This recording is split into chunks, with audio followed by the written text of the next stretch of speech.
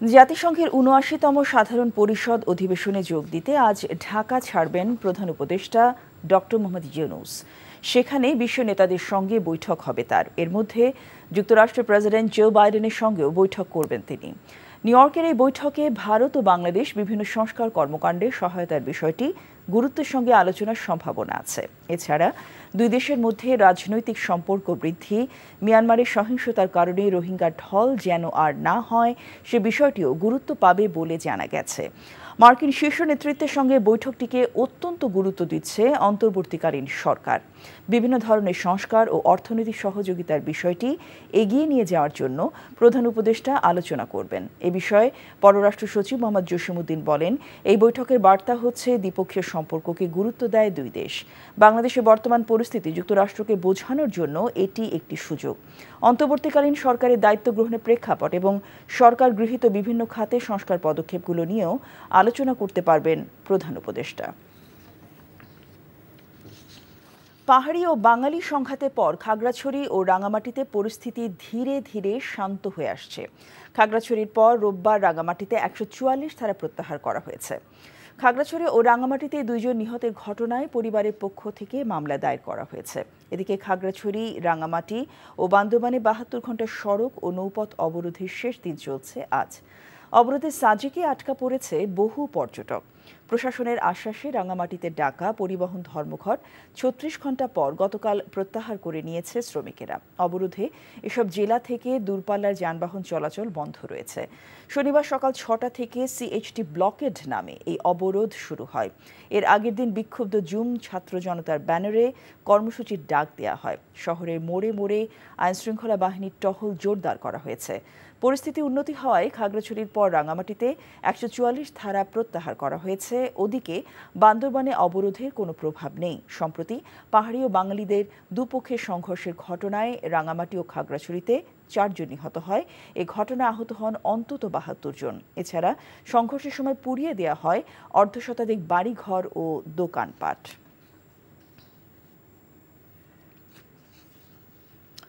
পার্বত্য অঞ্চলের পরিস্থিতি জানতে যাচ্ছি সহকর্মী মোহাম্মদ আবু তাহেরের কাছে, যিনি আছেন খাগড়াছড়িতে। তাহের, ৭২ ঘণ্টা অবরোধের শেষ দিন আজ, তো ইউপিডিএফ নতুন কোনো কর্মসূচি দিয়েছে কিনা আজকে, এ বিষয়ে কি তথ্য আছে আপনার কাছে?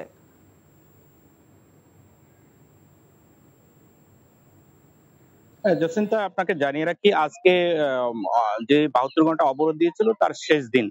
আহ, জনজীবন আস্তে আস্তে ক্রমান্বয়ে সহিংসতার পরে যে একটা উগ্রতা ছিল, উত্তেজনা ছিল, ক্ষোভ ছিল, সেটা আস্তে আস্তে প্রশমিত হয়ে আসছে এবং মানুষের মধ্যে একটা স্বাভাবিকতা এবং স্থিতিশীলতা ফিরে আসছে।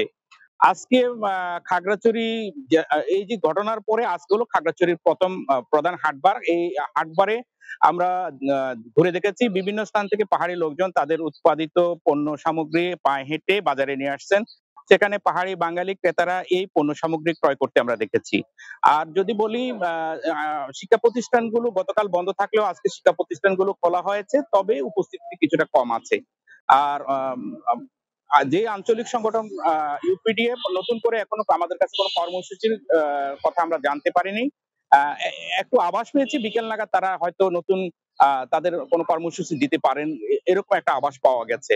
আর অবরোধে আজকেও যানবাহন চলাচল বন্ধ রয়েছে।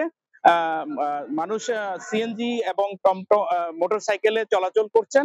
আর অবরোধকারীরা বিভিন্ন জায়গায় গাছ কেটে ফেলে এবং গাছের গুঁড়ি ফেলে অবরোধ পিকেটিং করছেন বলে আমরা খবর পেয়েছি।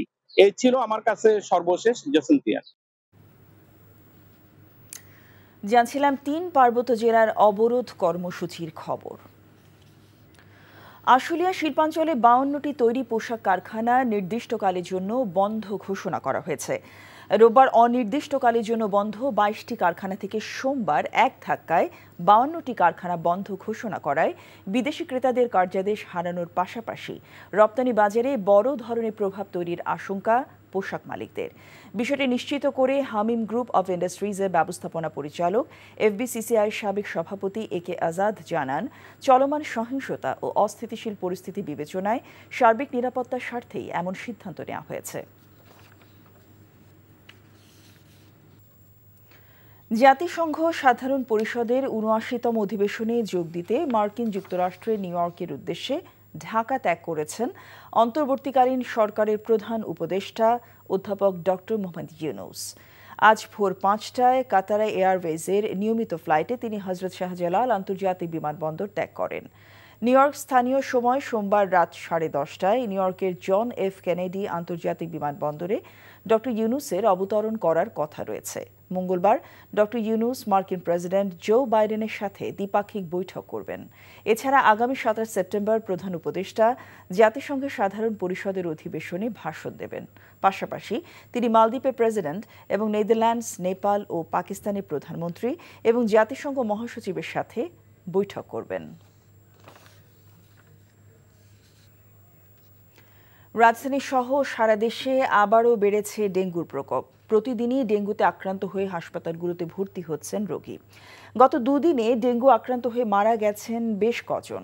ডেঙ্গু পরিস্থিতির খবর সংগ্রহ করছেন আমাদের সহকর্মী নাজিবুর রহমান। তিনি আছেন রাজধানী সেন্ট্রাল হাসপাতালে। নাজিব, রাজধানীর হাসপাতালগুলোতে ডেঙ্গু রোগীর অবস্থা কেমন দেখতে পাচ্ছেন? আমাদেরকে সার্বিক চিত্রটি জানাবেন।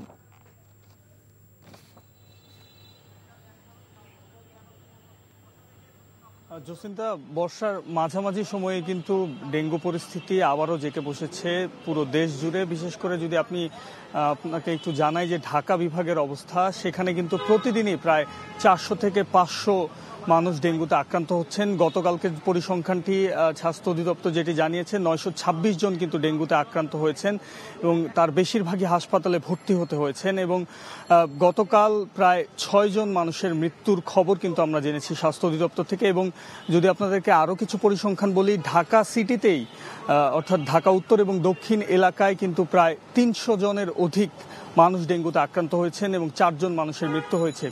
এবং রাজধানীর বিভিন্ন হাসপাতালে আমরা ঘুরেছি সকাল থেকে, বিগত কয়েকদিন ধরেই ঘুরছি। আজ যে পরিস্থিতি আমরা দেখেছি, সরকারি বেসরকারি হাসপাতালগুলোতে কিন্তু ডেঙ্গু রোগীদের উপচে পড়া ভিড়। যদি আপনাদেরকে মুগদা হাসপাতালের কথা বলি, সেখানে কিন্তু প্রায় 200 মানুষ ভর্তি রয়েছে। আপাতত এই পরিসংখ্যানটি আরও বাড়বে এমনটা বলছেন চিকিৎসকরা, এই আশঙ্কাটি তাদের মধ্যে আছে। এবং সেই সাথে গেল এক সপ্তাহে কিন্তু তারা 1000-এর বেশি মানুষকে চিকিৎসা দিয়েছেন এবং সেখানে মৃত্যুর সংখ্যাটা অনেক কম। তবুও মুগদা হাসপাতালের যেই চিকিৎসা সরঞ্জাম রয়েছে, সেই সরঞ্জাম এখনো ঘাটতি হয়নি বলে আমাদেরকে জানিয়েছে। তবে সামনের দিনগুলোতে কি পরিস্থিতি হয় তা নিয়ে কিন্তু সন্দেহ প্রকাশ করেছেন চিকিৎসকরা। এবং যে বিষয়টি লক্ষণীয়, চিকিৎসকরা বলছেন যে ডেঙ্গু আক্রান্ত হওয়ার পরপরই হাসপাতালে না এসে রোগীরা বাসায় থেকে চিকিৎসা নেওয়ার প্রবণতার কারণেই কিন্তু মৃত্যুর ঘটনা ঘটছে এমনটা বলছেন। এবং তার সাথে রোগীর স্বজন এবং রোগীরা হাসপাতালে এসেছেন এবং তারা যেই অভিযোগটি তারা করছেন যে নগর প্রশাসনের যে দায়িত্ব মশক নিধন কার্যক্রমে, সেই দায়িত্ব কিন্তু তারা ঠিকভাবে পালন করছে না। এই কারণেই ডেঙ্গু কিন্তু পুরো ঢাকায় ছড়িয়ে পড়েছে। শুধু ঢাকায় নয়, বিভিন্ন বন্দর নগরী চট্টগ্রাম এবং অন্যান্য যেই শহরগুলো রয়েছে, খুলনা, রাজশাহী, সেখানেও কিন্তু ডেঙ্গু পরিস্থিতি অনেকটাই ভয়াবহ বলা যায়। এবং নগর প্রশাসনের কার্যক্রমের কথা যদি আপনাদেরকে বলি, ঢাকা উত্তর এবং দক্ষিণ সিটি কর্পোরেশন যে মশক নিয়ন্ত্রণ কার্যক্রম চালাচ্ছে, সেটি অপ্রতুল বলেই মনে করছে নগরবাসী। এবং নগরবাসীর পাশাপাশি বিশেষজ্ঞরা বলছেন দুর্নীতি এবং কর ফাঁকির বিরুদ্ধে এবার শক্ত অবস্থানে জাতীয় রাজস্ব বোর্ড এনবিআর। সংস্থাটির চেয়ারম্যান বললেন, যারা কর ফাঁকি দেবে তাদের বিরুদ্ধে কঠোর ব্যবস্থা নেওয়া হবে। সকালে এনবিআর কার্যালয় রিটার্ন সার্ভিস সেন্টারের উদ্বোধন করে তিনি আরও বলেন, কর ব্যবস্থায় স্বচ্ছতার স্বার্থে আধুনিকায়ন এবং সংস্কারের প্রক্রিয়া এগিয়ে নেওয়া হচ্ছে। হাসানুল শাওনের রিপোর্ট। দীর্ঘদিন ধরেই দেশে করদাতার সংখ্যা বাড়ানোর চেষ্টায় জাতীয় রাজস্ব বোর্ড এনবিআর।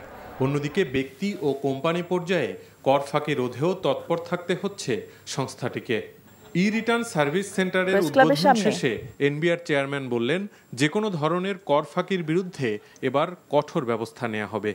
দুর্নীতিমুক্ত বাংলাদেশ যেটা আমরা করতে চাই, জাতীয় রাজস্ব বোর্ড অবশ্যই অঙ্গীকারবদ্ধ।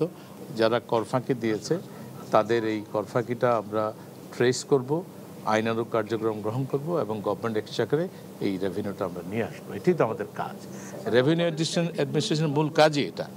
দেশে এখন 1,04,00,000 টিআইএনধারী থাকলেও তাদের অর্ধেকও আয়কর রিটার্ন জমা দেন না। করদাতার সংখ্যা বৃদ্ধির পাশাপাশি সংস্কার কার্যক্রম এগিয়ে নেওয়া হবে বলেও জানান এনবিআর চেয়ারম্যান। 3টা আইন নিয়ে আমাদের কিছু সংস্কার কার্যক্রম হবে, সেগুলো একবারেই করা যাবে না, কিছু হয়তো ইমিডিয়েটলি আমরা করব, আর বাকিগুলো ফাইন্যান্স অ্যাক্টে আমাদের বাজেট প্রসেসে হবে। অনলাইনে আয়কর রিটার্ন জমা দেওয়ার ক্ষেত্রে করদাতাদের যে কোনো সমস্যা কিংবা জটিলতা সমাধানে এই রিটার্ন সার্ভিস সেন্টার চালু করল NBR. Hasanul Shaon, NTV news, Dhaka.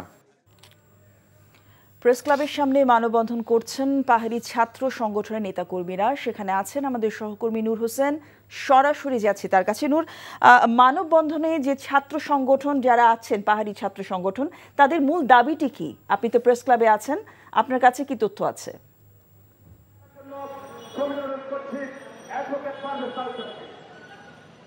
জসিন্তা, গত কয়েকদিন ধরে পাহাড়কে এক ধরনের অস্থিতিশীল অবস্থায় আমরা দেখতে পেয়েছি।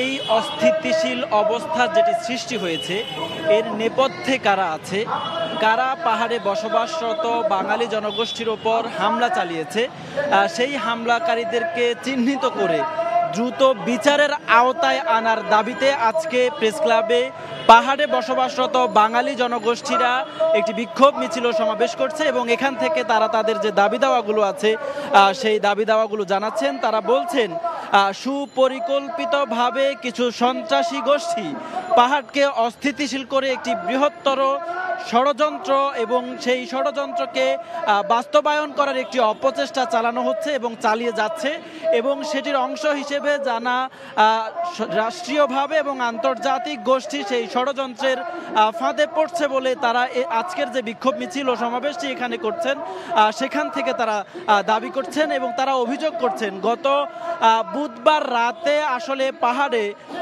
খাগড়াছড়িতে একজন বাঙালিকে পিটিয়ে হত্যা করা হয়েছে এবং তাকে একটি চুরির অপবাদে পিটিয়ে হত্যা করেছে। যারা তাকে পিটিয়ে হত্যা করেছে তাদেরকেও এখন পর্যন্ত চিহ্নিত করা হয়নি, গ্রেফতার করা হয়নি, ধরা হয়নি। এরপরে এই ঘটনার রেশ ধরেই সেখানে যখন বাঙালি সম্প্রদায়, বাঙালি যারা পাহাড়ে বসবাস করছেন তারা প্রতিবাদ এবং বিক্ষোভ মিছিল করছেন, সেই বিক্ষোভেও পাহাড়ি সন্ত্রাসীদের পক্ষ থেকে, সন্ত্রাসী সশস্ত্র কিছু গোষ্ঠীর পক্ষ থেকে হামলা করা হয় এবং সেই হামলার পর থেকেই পুরো পার্বত্য অঞ্চলটি মোটামুটি অস্থিতিশীল হয়ে পড়ে এবং এরই ধারাবাহিকতা সেখানে 144 ধারা পর্যন্ত জারি করা হয় এবং নানা হামলা, ভাঙচুর, অগ্নিসংযোগের ঘটনা ঘটেছে।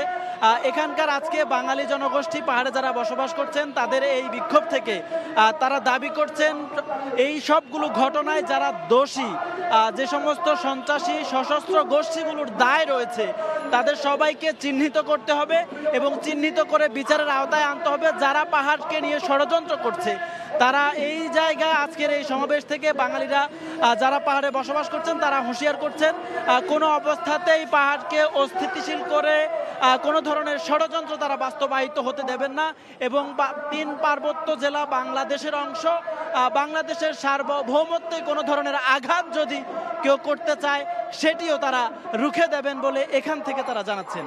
জসিন্তা, পার্বত্য এলাকার খবর জানতে এখন যাচ্ছি রাঙামাটিতে। সেখানে আছেন সহকর্মী ফজলে এলাহি। এলাহি, পার্বত্য এলাকার আজকের চিত্র কেমন দেখছেন এবং শহরটির সার্বিক পরিস্থিতি সম্পর্কে আমাদেরকে জানাবেন।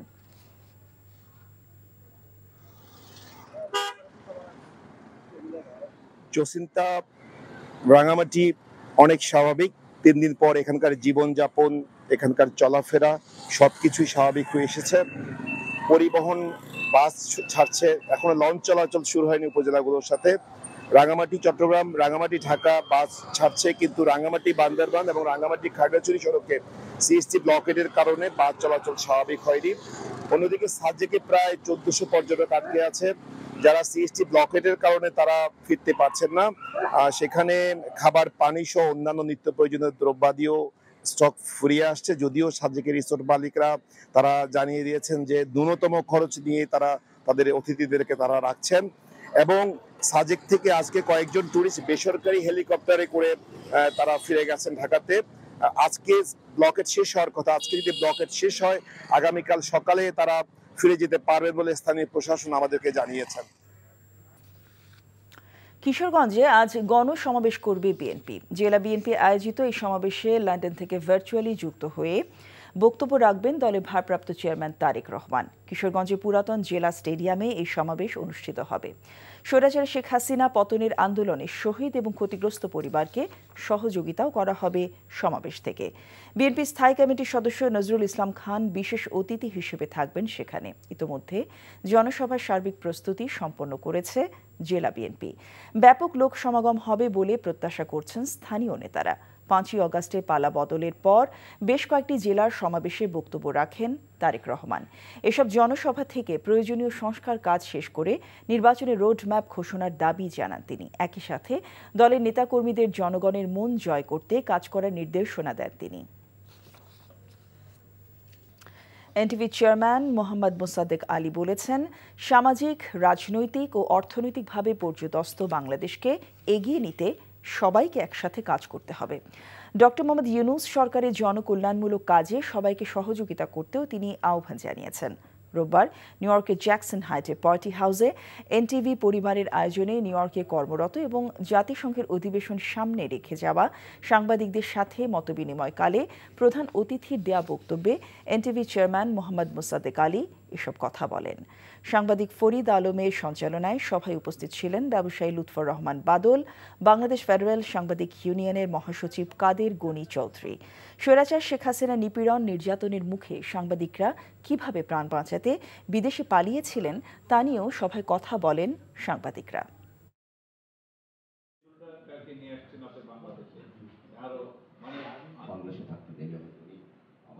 সংগ্রামে যারা নেতৃত্ব দিয়েছেন, আমাদের সন্তানতুল্য ছাত্র জনতা, সবাইকে আমার নিজের এবং সবার দেশবাসীর পক্ষ থেকে আবারও কৃতজ্ঞতা ধন্যবাদ জানাই। আমাদের গৌরবের বিষয়, ইউনূস ভাই আমাদের দায়িত্ব নিয়েছেন।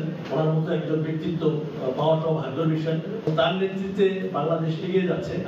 আমাদের উচিত হবে আমরা যেখানে যে অবস্থায় থাকি, যার যার অবস্থান থেকে সরকারকে সহযোগিতা করা, ওনারা যেন সুন্দরভাবে দেশকে একটি গণতান্ত্রিক সরকারের কাছে হস্তান্তর করতে পারেন। সাংবাদিক হোক, ব্যবসায়ী হোক, রাজনীতিবিদ হোক বা কবি সাহিত্যিক হোক, যেই হোক, যে যা করেছে তার বিচার হওয়া উচিত। বিচার না হলে তো আমরা পরবর্তীতে আবার যে গ্রুপ আসবে তারা একই কাজ করবে। এবং এই বিচারে সবার বিচারটা যেন স্বচ্ছ হয়, এটা খেয়াল রাখা যে ওনারা ভুল করেছে আবার আমরাও ভুল করে তাদেরকে বিচার করবো এমন না হয়। যে যে অন্যায় করেছে তার বিচার হওয়া উচিত এবং সেই জায়গায় সত্য বিচারের পক্ষে আমাদের সবাই সহযোগিতা করা উচিত। টেস্ট ক্রিকেটে টেকনিক্যালি বাংলাদেশের আরও অনেক উন্নতি করা প্রয়োজন। বিশেষ করে ব্যাটারদের মানসিক ও শারীরিক স্থিরতা বাড়ানো দরকার, যেগুলো নিয়ে আগামীতে কাজ করা হবে বলে জানিয়েছেন বোর্ড পরিচালক নাজমুল আবেদিন ফাহিম। ভারতের চেন্নাই থেকে রিপোর্ট মুমিনুর রিপনের। চেন্নাই টেস্টের চতুর্থ দিনের প্রথম সেশনেই ভারতের কাছে 280 রানের বিশাল ব্যবধানে হেরেছে বাংলাদেশ। পাকিস্তান সফরের শান্তদের পারফরম্যান্সের বিবেচনায় এই ফল প্রত্যাশিত নয় বলে মানছেন cricket coach Nazmul Abedin Fahim. Test ক্রিকেটে ভারত অনেক শক্তিশালী দল, তবে বাংলাদেশেরও বেশ কিছু শক্তির জায়গা আছে, যেগুলো চেন্নাই টেস্টে মেলে ধরতে পারেনি Bangladesh.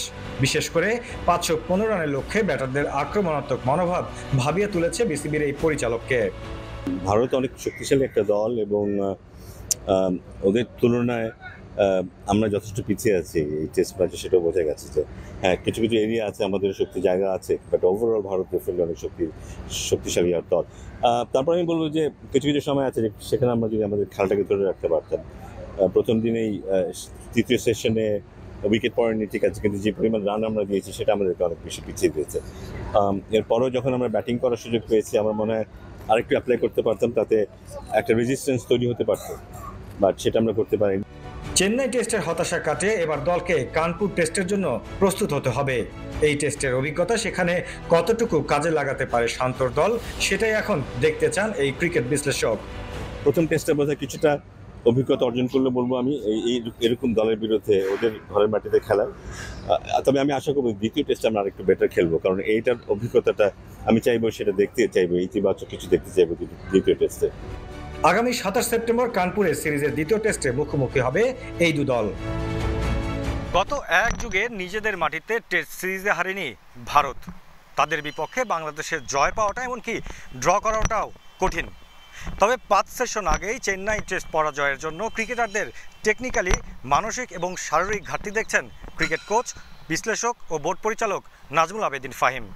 Mominur Ripon, NTV news, Chidambaram stadium, Chennai, Bharat. নদী ভাঙনে প্রতিকার চেয়ে যদি কেউ না পায় তাহলে সরাসরি তাকে জানানোর আহ্বান জানিয়েছেন বন ও জলবায়ু পরিবর্তন এবং পানি সম্পদ মন্ত্রণালয়ের উপদেষ্টা সৈয়দা রিজওয়ানা হাসান। অবৈধ বালু উত্তোলনকারীদের বিরুদ্ধে ব্যবস্থা নেয়ারও আশ্বাস দেন তিনি। নোয়াখালীর কোম্পানিগঞ্জের মুছাপুর এলাকা পরিদর্শন শেষে তিনি একথা বলেন। মানুষের শত হাজার আপত্তি থাকলেও বালুমহল ঘোষণা করে দেন এবং যেখানে বালুমহল ঘোষিত হয় দেখা যায় সেখানে বালু না থাকলেও পাশের জায়গা থেকে গিয়ে বালু তুলতেছে। তবে বালু দস্যুতার ব্যাপারে, আপনাদের নদী ভাঙার ব্যাপারে আপনারা আবেদন দিলে যদি দেখেন যে আপনাদের আবেদন নিষ্পত্তি হচ্ছে না, দয়া করে আমাকে জানাবেন। সাংবাদিক নঈম নিজাম ও কালের কণ্ঠের সাবেক সম্পাদক ইমদাদুল হক মিলনের বিরুদ্ধে দুর্নীতির অভিযোগের অনুসন্ধান চেয়ে দুর্নীতি দমন কমিশন দুদকে আবেদন করেছেন সুপ্রিম কোর্টের আইনজীবী ব্যারিস্টার সারোয়ার হোসেন। আমাদের জানার মতে নঈম নিজাম এই বসুন্ধরা গ্রুপের মানি লন্ডারিং সাথে সরাসরি জড়িত। বাংলাদেশে অনেক সম্পত্তি করেছে, আমেরিকাতে তার 2টি বাড়ি রয়েছে বলে আমরা জানতে পেরেছি। একইভাবে ইমদাদুল হক মিলন একজন কবি হয়ে কিভাবে একটি মাফিয়া তন্ত্রের একটা পত্রিকার সম্পাদক হলো এবং সে ইমদাদুল হক মিলনও এই মানি লন্ডারিংয়ের সহায়তাকারী। তাদের বিরুদ্ধে আমরা দুর্নীতির অনুসন্ধান চেয়েছি। বাঙালিদের ওপর পার্বত্য চট্টগ্রামের সশস্ত্র সন্ত্রাসী গোষ্ঠীর হামলা ও হত্যাকাণ্ডের সুষ্ঠু বিচার দাবি করেছে ঢাকায় অবস্থানরত পার্বত্য চট্টগ্রামে বসবাসরত বাঙালি ছাত্র জনতা। সকালে জাতীয় প্রেসক্লাবের সামনে পাহাড়ি সন্ত্রাসী হামলার প্রতিবাদে বিক্ষোভ মিছিল এবং সমাবেশ থেকে তারা এই দাবি জানান। পাহাড়ে বসবাসরত বাঙালিদের অভিযোগ, আন্তর্জাতিক শক্তির মদদে সুপরিকল্পিতভাবে একটি গোষ্ঠী পার্বত্য চট্টগ্রামকে অস্থিতিশীল করার চেষ্টা করছে। পাহাড়ে দীর্ঘদিনের সম্প্রীতি নষ্ট করে কিছু সশস্ত্র গোষ্ঠী দাঙ্গা লাগানোর চেষ্টা চালিয়েছে বলেও অভিযোগ করেন তারা। দীর্ঘদিন ধরে যেসব সন্ত্রাসী পাহাড়ে হত্যা লুটতরাজের সঙ্গে জড়িত তাদের চিহ্নিত করে বিচারের আওতায় আনারও দাবি জানান পাহাড়ের বাঙালিরা। যে কাজ করলে পার্বত্য চট্টগ্রাম বাংলাদেশের সাথে থাকবে, বাংলাদেশের 18 কোটি মানুষ একসাথে থাকতে পারবে, সেই মেসেজটা হচ্ছে আপনাদের ছড়ানো উচিত। কোন বাধাগুলো আমাদেরকে হচ্ছে পার্বত্য চট্টগ্রামে একসাথে থাকতে দেয় না, কি কোন কোন সমস্যার কারণে পার্বত্য চট্টগ্রামকে আমরা বিচ্ছিন্ন হয়ে যাওয়ার জন্য যে একটা ষড়যন্ত্র চলতেছে ওই পয়েন্টটা সামনে আনতেছে, এই ব্যাপারটা আপনাদেরকে বুঝতে হবে। যারা হচ্ছে যে পার্বত্য চট্টগ্রাম থেকে বিভিন্ন সম্প্রদায়ের মানুষটা শিক্ষিত হচ্ছেন, ভাই আপনারা এক কথায় যদি মোটা দাগে বলতে চাই, আপনারা হেড স্পেস ছড়াচ্ছেন। সাবেক পরিকল্পনা মন্ত্রী এম এ মান্নানের জামিন আবেদন নামঞ্জুর করেছেন আদালত। মান্নানের অনুপস্থিতিতে দ্রুত বিচার আদালতে জামিন আবেদন করেন তার আইনজীবীরা। সকালে আদালতে জামিন শুনানি শুরু হলে উত্তপ্ত বাক্য বিনিময় হয় দুই পক্ষের আইনজীবীদের মধ্যে। দীর্ঘ আধা ঘণ্টা শুনানি শেষে জামিন নামঞ্জুর করেন দ্রুত বিচার আদালতের বিচারক নির্জন কুমার মিত্র। এর আগে মান্নানের জামিন শুনানি নিয়ে সকাল থেকেই উত্তেজনা বিরাজ করছিল আদালত প্রাঙ্গণে।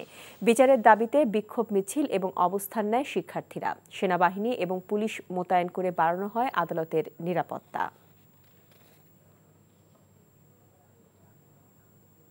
কিশোরগঞ্জে বিএনপির গণসমাবেশ চলছে। জেলা বিএনপি আয়োজিত এই সমাবেশে লন্ডন থেকে অনলাইনে যুক্ত রয়েছেন দলের ভারপ্রাপ্ত চেয়ারম্যান তারেক রহমান। বক্তব্য রাখবেন কিশোরগঞ্জে পুরাতন জেলা স্টেডিয়ামের এই সমাবেশে। স্বৈরাচার শেখ হাসিনা পতনের আন্দোলনে শহীদ এবং ক্ষতিগ্রস্ত পরিবারকে সহযোগিতাও করা হবে সমাবেশ থেকে। বিএনপির স্থায়ী কমিটির সদস্য নজরুল ইসলাম খান বিশেষ অতিথি হিসেবে উপস্থিত রয়েছেন। ইতিমধ্যে জনসভা স্থল কানায় কানায় পরিপূর্ণ হয়ে উঠেছে। কিশোরগঞ্জে আশপাশের জেলা উপজেলা থেকে নেতাকর্মীরা মিছিল নিয়ে সমাবেশে যুক্ত হন।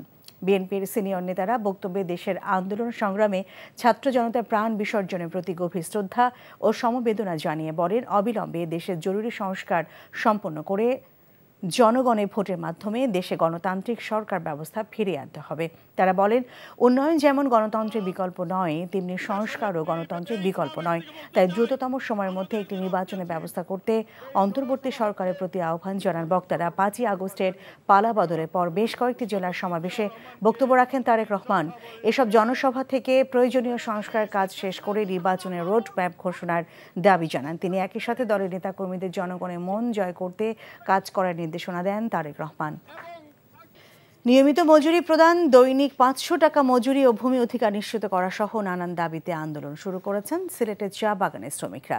সোমবার 2 ঘণ্টা কর্মবিরতি শেষে শ্রমিক নেতৃবৃন্দ বলেন, সরকারের সদয় দৃষ্টি না দিলে বৃহত্তর আন্দোলনে যাবেন চা শ্রমিকরা। এছাড়া নিম্নতম মজুরি বোর্ড ও বাংলাদেশ চা সংসদ কর্তৃক সাম্প্রতিক সময় ঘোষিত গেজেটও প্রত্যাখ্যান করেন তারা।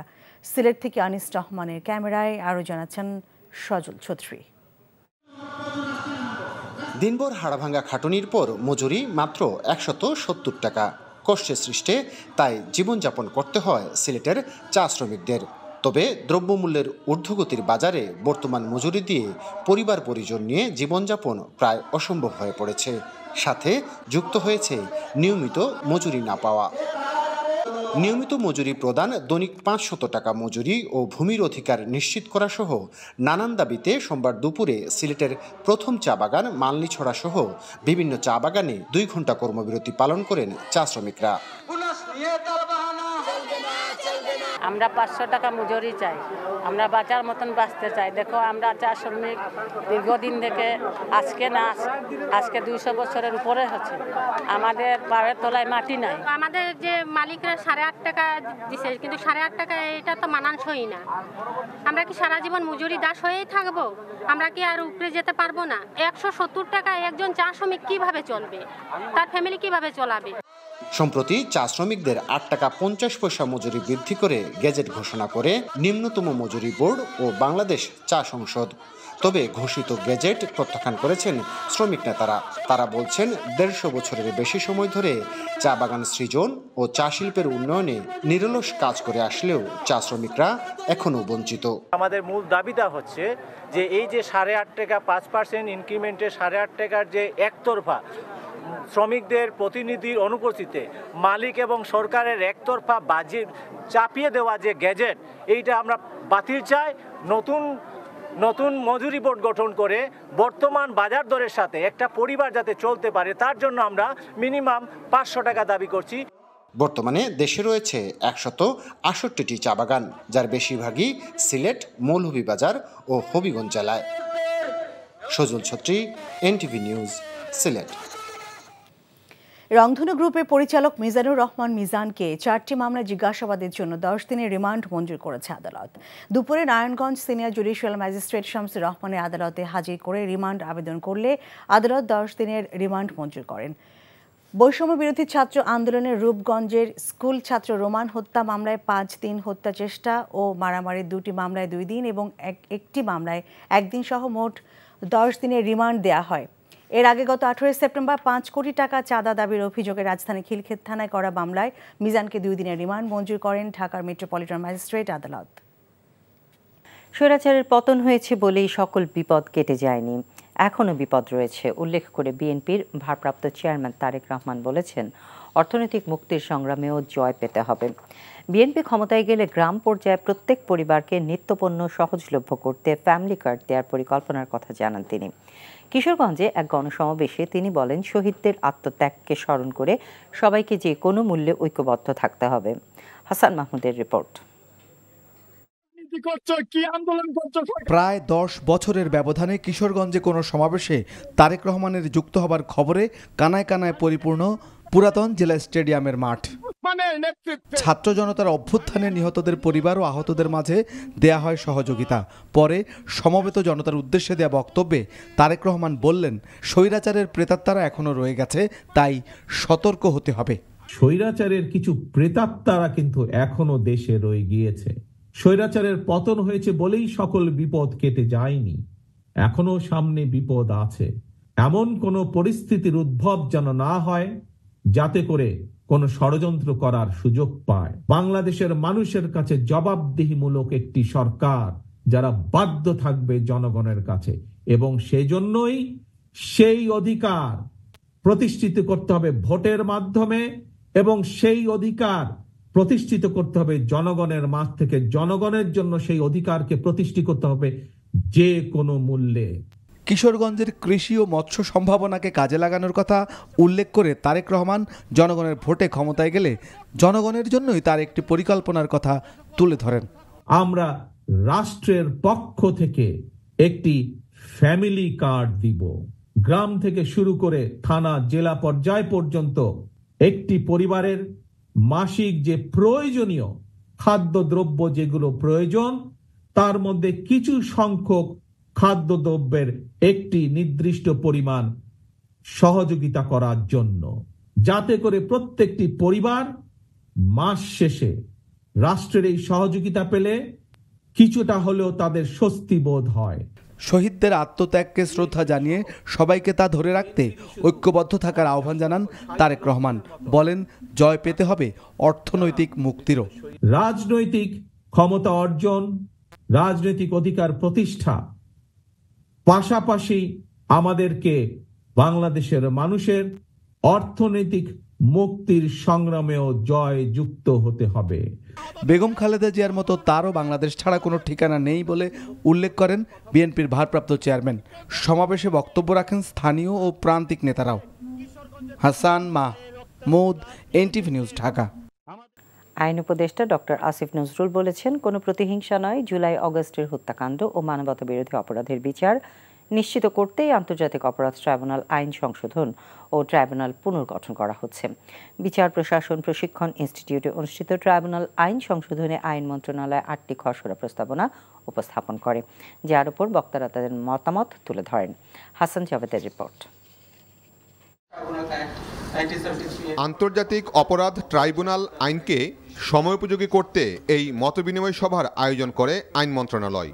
সভার শুরুতে 8টি প্রস্তাবিত খসড়া সংশোধনী উপস্থাপন করা হয়, যার মধ্যে রয়েছে কোনো রাজনৈতিক দল এই আইনের অধীনে অপরাধ করলে এবং তা প্রমাণ হলে সেই দলের রাজনৈতিক কার্যক্রম 10 বছরের জন্য নিষিদ্ধ করা, ট্রাইব্যুনালের বিচার কাজ ভিডিও এবং অডিও রেকর্ডিংয়ের সুযোগ থাকা, ট্রাইব্যুনাল চাইলে শুনানি সরাসরি সম্প্রচার করতে পারবে, অভিযুক্ত ব্যক্তি চাইলে তার পক্ষে বিদেশি আইনজীবী নিয়োগ করতে পারবে।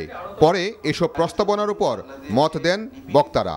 যারা আমাদের গণতান্ত্রিক ব্যবস্থাকে, আমাদের সংবিধানের মৌলিক কাঠামোকে ধ্বংস করেছে, যারা গুরুতর নির্বাচনী অপরাধ করেছে, আমাদের গণতান্ত্রিক ব্যবস্থাকে ধ্বংস করেছে, আমাদের সংবিধান লঙ্ঘন করেছে, তাদের বিরুদ্ধে এই আইন প্রয়োগ হওয়া দরকার।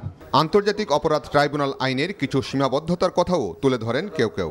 এফআইআর হচ্ছে 154-এ, আর কগনাইজেন্স নিচ্ছেন 190-তে সিআরপিসিতে। তাহলে ওই এফআইআর এর বেসিসে আপনি কি করে ইনভেস্টিগেশন করাবেন, ওই এফআইআর এর বেসিসে কি করে কগনাইজেন্স নেবে ম্যাজিস্ট্রেট?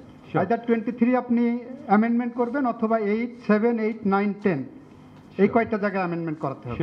মৃত্যুদণ্ড নিয়ে আমাদের দেশে সেন্টিমেন্ট আছে, এটা আমার মনে আছে। আগে যখন ট্রাইব্যুনালে বিচার হচ্ছিল তখন আমরা অনেকে মৃত্যুদণ্ডের বিরুদ্ধে ওই সময়ই বলেছি। এখন কিন্তু একই ধরনের সেন্টিমেন্ট, অন্য ভিকটিমস বাট সেম সেন্টিমেন্ট।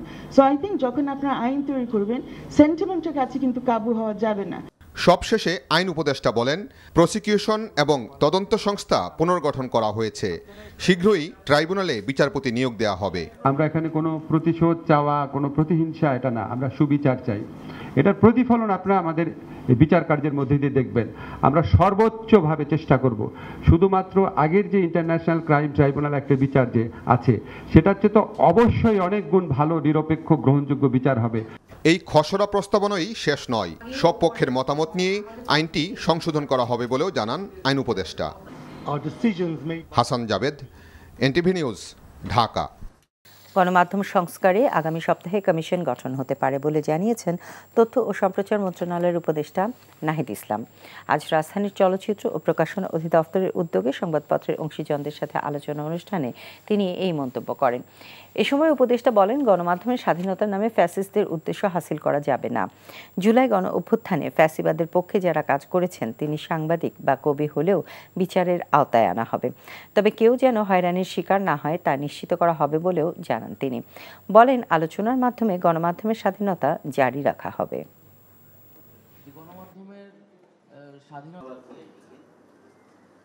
সংবাদকর্মী অনেকেই আন্দোলনের বিপক্ষ ছিল, ফ্যাসিবাদের পক্ষেই তারা কাজ করেছে। এবং আমি এর আগেও এটা স্পষ্ট করেছি যে ফ্যাসিবাদের পক্ষে যারাই কাজ করুক না কেন, এই গণহত্যায় যারাই উস্কানি দিয়ে থাকুক না কেন, তাদের বিচার হবে। সে সাংবাদিক না, কবি না, সাহিত্যিক, এটা বিবেচনায় আমরা নিব না।